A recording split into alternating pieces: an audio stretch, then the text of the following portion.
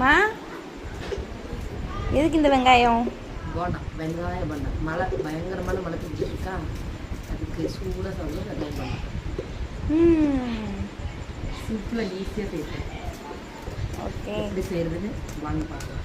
வாங்க பார்க்கலாம். உப்பு போட்டாச்சு. ஓகே, உப்பு போட்டு பசரியாச்சு.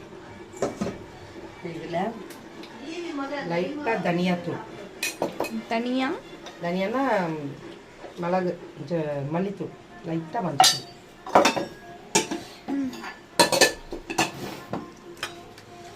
லைட்டாக மிளகாய் பொடி. ரொம்ப காரம் வேண்டாம், ஓரளவு பொடி. ரொம்ப காரமாக சாப்பிட முடியாது.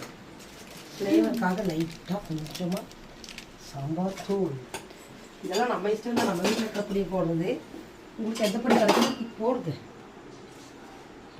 கொஞ்சம் கருவேப்பிலை. கருவேப்பிலை கருப்பாக தானே இருக்கணும், ஏன் பச்சை மிளகாய். கருவேப்பிலை அரைச்சி பார்த்தீங்கன்னா கருப்பாக மாறி இருக்கும், அதுதான் கருவேப்பிலை.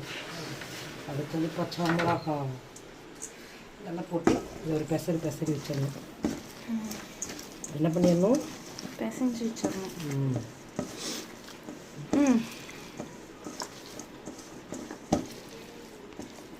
எப்படி உங்களுக்கு இந்த ஐடியா தோணுச்சு மழை காலத்தை? அப்பா உங்கள் அப்பா கேட்டார், மழைக்கு வீட்டில் இருக்க ஏதாவது பண்ணி கொடு அப்படின்னாரு. சரி, வீட்டில் இருக்க இன்க்ரீடியன்ஸே வச்சு ஒரு வெங்காயம் போண்டா ரெடி பண்ணிடுவோமே. ஆனால் எல்லா வெங்காயத்தையும் இருந்த 3 வெங்காயத்தையும் போட்டு அவங்க பாட்டிக்கு தெரிஞ்சதை இப்போ பிடிச்சிக்கோ, என்ன பண்ணுறதுன்னு தெரியல. சரி, ஒரு 10 நிமிஷம் இருக்கட்டும், டேஸ்ட் பார்த்துக்கலாம். ஓகேவா தான் இருக்கு. 10 நிமிஷம் ஊறணுமா?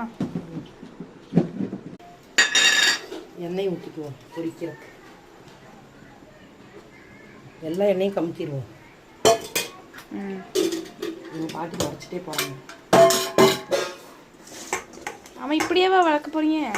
மைதா அது கூட கொஞ்சம் போட வேண்டிய பொருட்கள் இருக்கு மக்கா. ரொம்ப தண்ணி விட்டு ஊறணும்னு அவசியம் இல்லை. மைதா உடலுக்கு கெடுதல், அதனால கோதுமை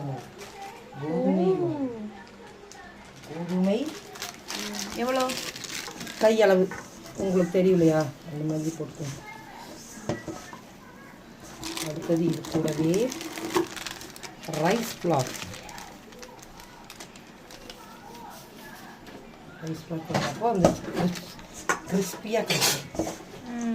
அதுக்காக ரைஸ் ஃப்ளார்.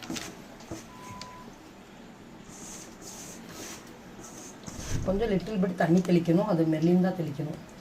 சரி, ஜப்பா தான் தெளிக்கணும்.